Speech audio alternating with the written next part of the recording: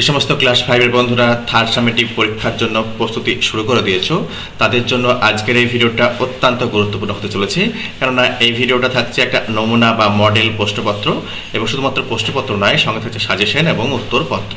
তাই ভিডিওটি সম্পূর্ণ দেখার অনুরোধ প্রত্যেকের কাছে করছি। তো চলো শুরু করা যাক। তোমাদের থার্ড সামেটিভ পরীক্ষার যে মান, সে মান থাকবে 50 এবং সময় থাকবে 90 মিনিট বা 1.5 ঘন্টা। ঠিক আছে, দেখো এটা কিন্তু সেট 1। আমার চ্যানেলে যে সমস্ত বন্ধুরা অলরেডি টিউনড হয়ে রয়েছে তারা কিন্তু দেখতে পাবে আমি বেশ কিছু সিরিজ কিন্তু তোমাদের এই থার্ড সামেটিভের ইংরেজি সম্পর্কে নিয়ে আসবো। যে সমস্ত বন্ধুরা একদম নতুন আমার চ্যানেলে ভিজিট করছো তাদেরকে প্রত্যেককে অনুরোধ করব তোমরা যাতে সাবস্ক্রাইব করে পাশে থাকা বেল আইকনটি অবশ্যই প্রেস করে দিও, তাতে করে নাকি ভিডিও আপলোড করলেই সঙ্গে সঙ্গে তুমি নোটিফিকেশনটা পেয়ে যেতে পারো এবং নিজেকে আপডেটেড রাখতে পারো। চলো শুরু করা যাক। দেখো একের দাগে খেয়াল করো, একের দাগে যে কী থেকে কোশ্চেন থাকে তো সিন থেকে, অর্থাৎ যেটা তোমরা পাঠ্যপুস্তকে পড়েছো। ঠিক আছে, টেক্সটে দেখো টেক্সট থেকে কিছু লাইন কিন্তু এভাবে কিন্তু তুলে দেওয়া হবে এবং তার সাপেক্ষে কিন্তু তোমাকে প্রশ্ন জিজ্ঞেস করা হবে। ওকে, যেহেতু তোমরা টেক্সট থেকে অলরেডি পড়েছো, আমি কিন্তু এই টেক্সটে কিন্তু আর পড়ছি না।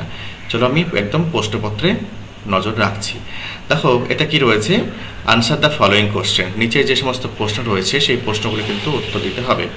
দেখো why was Varun sad, Varun দুঃখিত ছিল কেন? দেখো বরুণ ওয়াজ ভেরি স্যাড, খুবই দুঃখিত ছিল। Because as he couldn't join his friends Ravi, Pinky and Osman for the picnic. দেখো পিকনিকের জন্য সে কিন্তু তার যে ফ্রেন্ডস যারা রবি, পিঙ্কি এবং ওসমান ছিল তাদের সঙ্গে সে যোগদান করতে পারেনি। ওই জন্য কিন্তু বরুণ কিন্তু অত্যন্ত দুঃখিত ছিল। নেক্সট বলছে what did Varun's mother do to lift his spirit.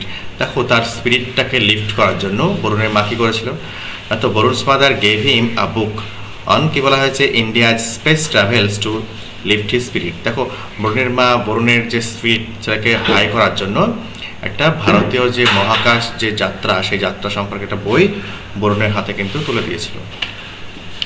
Next দেখো 3 নম্বরে কী রয়েছে, হু ইজ রাকেশ শর্মা। রাকেশ শর্মা কে? তো Rakesh Sharma is the first Indian in space. দেখো রাকেশ শর্মা হলেন প্রথম ভারতীয় যে মহাকাশে গিয়েছিলেন। চারিদিকে খেয়াল করো, where and when was Rakesh Sharma born. কোথায় এবং কখন রাকেশ শর্মা জন্মেছিলেন? Rakesh Sharma was born in 1994 in Patiala, Punjab. দেখো পাঞ্জাবের পাটিয়ালাতে কিন্তু 1994 সালে Rakesh Sharma জন্মেছিলেন। When did Rakesh Sharma go on a journey to space? তো কখন মহাকাশ যাত্রায় কিন্তু রাকেশ শর্মা গিয়েছিলেন? Rakesh Sharma went to space on 3rd April 1984। দেখো 1984 সালের এপ্রিলের 3 তারিখে গিয়েছিলেন। 6 তারিখে খেয়াল করো, হোয়াট ডিড দিলেন prime minister Mrs Indira Gandhi ask Rakesh Sharma. তৎকালীন যে প্রধানমন্ত্রী মিসেস ইন্দিরা গান্ধী রাকেশ শর্মাকে কি জিজ্ঞেস করেছিলেন? দেখো সে asked him what India looked like from space. মহাকাশ থেকে ইন্ডিয়াকে দেখতে কেমন লাগছে, ঠিক আছে, এই কথা জিজ্ঞেস করলেন। দেখো বিতে খেয়াল করো কি রয়েছে, কমপ্লিট দ্য ফলোয়িং সেন্টেন্সেস। ঠিক আছে, দেখো for his sickness Varun was unable to join his friends. কেন? তো দেখো কি বলছে, for his sickness Varun was unable to join his friends for picnic. দেখো এই ফর পিকনিক এই কথাটুকু লিখলেই হবে, অসুবিধা কিন্তু নেই। দেখো the schools where Rakesh Sharma was educated where. কোন কোন স্কুলে রাকেশ শর্মা পড়েছিলেন? দেখো Saint George grammar school, Hyderabad. দেখো নেক্সট বলছে কেন্দ্রীয় বিদ্যালয়। দেখো কি বলছে, তিরুমালাগিরি, হায়দ্রাবাদ। দেখো হায়দ্রাবাদের কিন্তু তিরুমালাগিরিতে কিন্তু উনি পড়েছিলেন। আবার হায়দ্রাবাদের সেন্ট জর্জ গ্রামার স্কুলে উনি পড়েছিলেন। দেখো 3 নম্বর দেখো, in July 1966 Rakesh Sharma joined the national defence as an air force cadet. দেখো এয়ারফোর্স ক্যাডেট হিসেবে কিন্তু ন্যাশনাল ডিফেন্স একাডেমিতে কিন্তু উনি জয়েন করেছিলেন 1966 সালে। নেক্সট আর খেয়াল করো, the total time he spent in space was. মহাকাশে কত সময় কাটিয়েছিলেন? কি বলছে, 7 days 21 hours and 40 minutes। দেখো 7 দিন 21 ঘন্টা 40 মিনিট। ওকে, সেটা দেখো ট্রু ফলস বলেছে, সত্য হলে টি লিখবো, মিথ্যা হলে এফ লিখবো। দেখো the name of the space shuttle was Soyuz T11। দেখো সত্য, এই স্পেস শাটেলের মাধ্যমে কিন্তু রাকেশ শর্মা মহাকাশে গিয়েছিলেন। Rakesh Sharma went into space in May 1984, এটা ফলস। দেখো নেক্সট দেখো বলছে Varun enjoy reading the book on India's space travel, একদমই সত্য। ভারতীয় যে মহাকাশ যাত্রা সম্পর্কে যে বই, সেই বইটা কিন্তু বরুণ অত্যন্ত উপভোগ করেছিল। নেক্সট দেখো কী রয়েছে, রিডিং কম্প্রিহেনশন, এটা আনসিন প্যাসেজ। এই আনসিন প্যাসেজটা দেখো সাম্প্রতিক কোনো ঘটনা বা বিভিন্ন ম্যাগাজিন পত্রপত্রিকা কিন্তু থেকে তুলে কিন্তু দেয়, ঠিক আছে। চলো আমরা এই লাইনটা একটু পড়ে দেখি। The pyramids of Egypt are one of the greatest wonders of the world. দেখো মিশরের যে পিরামিডস, সেই পিরামিডগুলো কি, যাতে পৃথিবীর আশ্চর্যময় জিনিসের মধ্যে অন্যতম। This pyramids are the tombs of kings of Egypt. বলছে এই যে পিরামিডসগুলো কি না, তো প্রাচীন মিশরীয় রাজাদের কবরস্থান। দে ওয়ার বিল্ড লং আগো, তারা কিন্তু এই যে পিরামিডগুলো অনেক দিন আগে তৈরি হয়েছিল। দেখো the largest of pyramids is called great pyramid. দেখো সব থেকে যে বড় পিরামিড তাকে গ্রেট পিরামিড বলা হয়।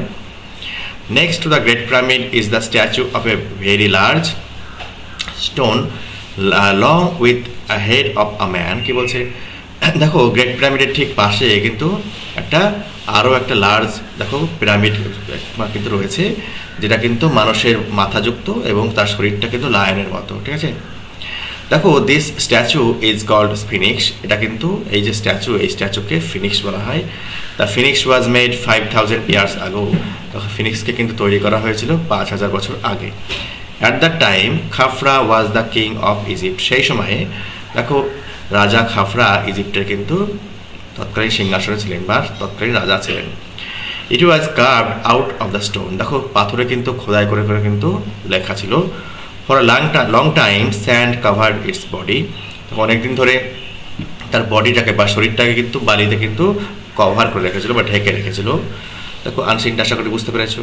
তো চলো এর এগেনস্টে যে সমস্ত প্রশ্ন উত্তর রয়েছে সেগুলো এক এক করে আমরা দেখে নেব। দেখো দ্য পিরামিডস অফ ইজিপ্ট কি বলছে, the wonders of the world, পৃথিবীর আশ্চর্যময় জিনিসের মধ্যে অন্যতম। কি বলছে, a stone lion with man's head, হচ্ছে ফিনিক্স। দেখো মাথাটা মানুষের মতো, শরীরটা হচ্ছে লায়নের মতো, এটা কিন্তু Phoenix. The great pyramid the largest pyramid. Okay, next দেখো টিক দিতে বলা হয়েছে। এখানে মাল্টিপল টাইপ কোশ্চেন রয়েছে, বেশ কয়েকটি অপশন রয়েছে, সঠিকটা আমাকে টিক দিতে হবে। দ্য পিরামিডস আর, পিরামিডসগুলো কি না, তো the tombs of Egyptian king, প্রাচীন মিশরীয় রাজাদের কবর। নেক্সট বলছে বা সমাধি বলতে পারো। The great pyramid is the largest pyramid. Khafra was an Egyptian king. দেখো প্রাচীন মিশরীয় একটা রাজা যার নাম হচ্ছে খাফরা। নেক্সট এটা কি রয়েছে না, তো অ্যান্টোনিম খুঁজতে হবে।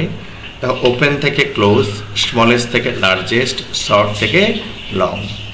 দেখো ফিল ইন দ্য ব্ল্যাঙ্কস রয়েছে, চলো আমরা এক এক করে দেখে নেব। দ্য পিরামিডস অফ ইজিপ্ট কি বলছে, are one of the greatest wonders of the world.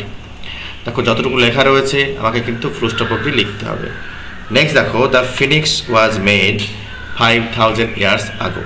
কি বলছে, 5000 বছর আগে ফিনিক্সকে কিন্তু তৈরি করা হয়েছিল। আগো কথার মানে হচ্ছে বিফোর বা আগে। Okay, next to the great pyramid is the statue of a very large stone long with the head of a man. কি বলছে, একটা বড় বৃহদাকার একটা পাথরের স্ট্যাচু ছিল যার মাথাটা মানুষের মতো ছিল। চলো এবার দেখে নিই গ্রামার এবং ভোকাবুলারি। দেখো ডু অ্যাজ ডিরেক্টেড, যেমন বলা হয়েছে তেমন করতে হবে। দেখো দুখানা ইন্টারজেকশন রয়েছে, কোনটা সঠিক হবে সেটা আমাকে করতে হবে। দেখো dot dot dot I have lost my friend, এখানে অ্যালাস কথাটা হবে, মানে হাই আমি আমার বন্ধুকে হারিয়েছি। I am Raju's friend said the lady. দেখো put the punctuation marks and rewrite the sentence.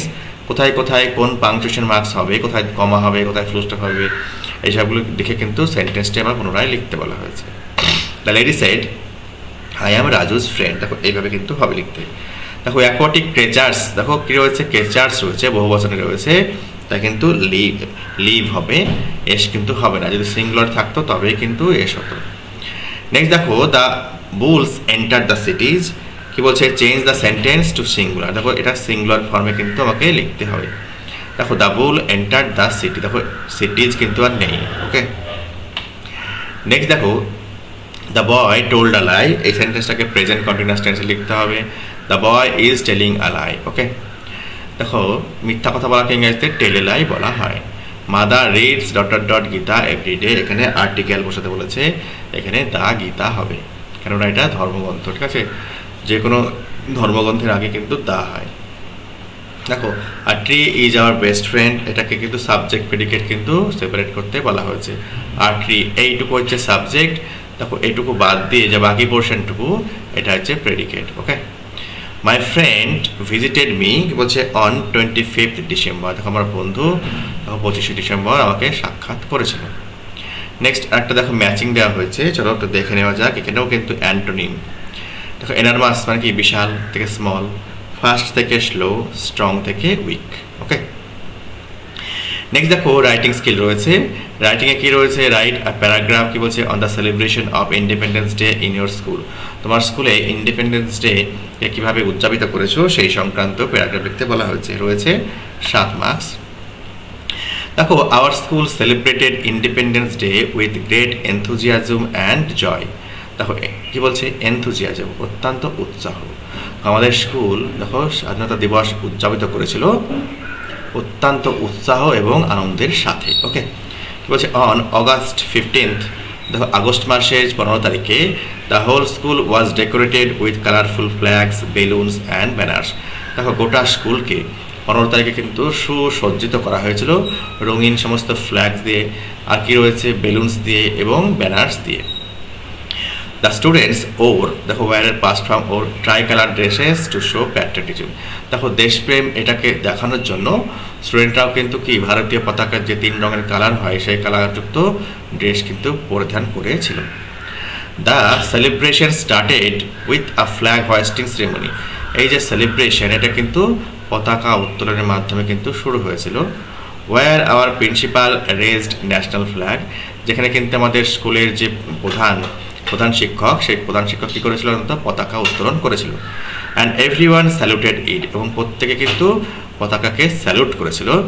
After that, ঠিক তারপর there were singing of patriotic songs, দেখো দেশাত্মবোধক যে গান এই গান কিন্তু তারপরে পতাকা উত্তোলনের পরে গাওয়া হয়েছিল। And the cultural programme with dance and skits বলা হয়েছে, এবং দেখো নাচা গানার মাধ্যমে একটা সাংস্কৃতিক অনুষ্ঠান উদযাপিত করা হয়েছিল। দেখো students also gave speeches about freedom fighters, দেখো ছাত্রছাত্রীরাও কিন্তু ফ্রিডম ফাইটারদের সম্পর্কে কিন্তু স্পিচ বা বক্তৃতা রেখেছিল। And the importance of independence day, এবং দেখো এবং ইম্পর্টেন্স অর্থাৎ গুরুত্ব ইন্ডিপেন্ডেন্স ডের যে গুরুত্ব সেই সংক্রান্ত কিন্তু তারা কিন্তু স্পিচ বা বক্তৃতা রেখেছিল। অ্যাট দ্য এন্ড, শেষের দিকে everyone enjoyed sweets and refreshment, দেখো প্রোগ্রাম শেষে প্রত্যেকে কিন্তু মিষ্টি ভোগ করেছিল এবং পানীয় পান করেছিল, রিফ্রেশমেন্ট বলা হয়েছে। It was a wonderful day filled with pride and happiness for our country, দেখো এটা কিন্তু একটা চমৎকার দিন ছিল, যে দিনটা কিন্তু আমাদের দেশের পক্ষে অত্যন্ত গর্বের দিন এবং আনন্দের দিন ছিল। এই হচ্ছে প্যারাগ্রাফ।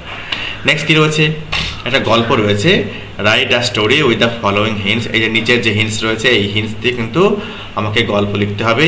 দেখো add a title and moral to your story, দেখো এই গল্পতে কিন্তু একটা টাইটেল এবং নীতিকথা বা মোরাল কিন্তু লিখতে হবে। তো চলো শুরু করা যাক, এটাতেও কিন্তু 7 মার্কস রয়েছে। দেখো টাইটেলটা কি, দ্য গ্রিডি ফার্মার্স লেসন, ঠিক আছে। দেখো গ্রিডি কথা অর্থ হচ্ছে লোভী, দেখো লোভী যে কৃষক ছিল তাকে একটা শিক্ষা পেল। Okay, farmer had a goose, দেখো একটা ফার্মারের কিন্তু রাজহংসী ছিল, গুজ মানে রাজহংসী। That laid a golden egg daily, দেখো যে হাঁসটা কিন্তু প্রতিদিন একটা সোনার ডিম পারত বা দিত।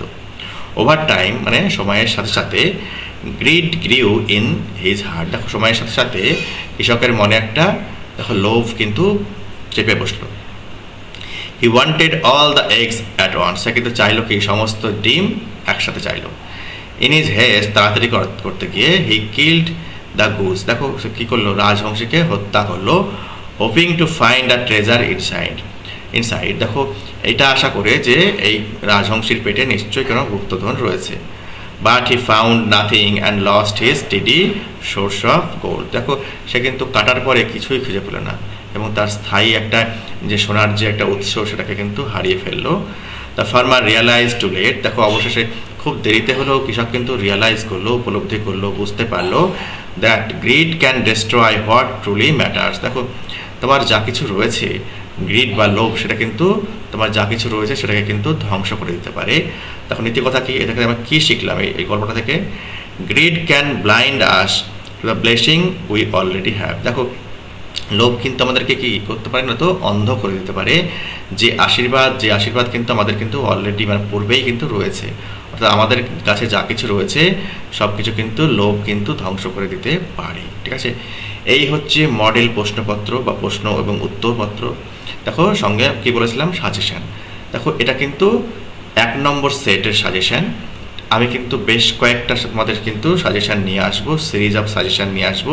তখন একটা প্রশ্নপত্র থেকে তো 100% কমন পেতে পারো না, তাই কিন্তু তোমাদেরকে প্রত্যেকের কাছে অনুরোধ রাখবো যে প্রত্যেকটা সেটই যেন তোমরা কিন্তু প্রথম থেকে শেষ অবধি দেখো। ঠিক আছে, তাহলে কিন্তু আর কিছু করার প্রয়োজন পড়বে না, যেহেতু প্রশ্নের উত্তরও কিন্তু তোমরা পেয়ে যাচ্ছ। ঠিক আছে, আশা করি তোমার ভিডিওটি ভালো লেগেছে। যদি ভিডিওটি ভালো লেগে থাকে, কাজের বলে মনে হয়ে থাকে, এটা লাইক দিও এবং সাবস্ক্রাইব করে অবশ্যই আমার পাশে থেকো।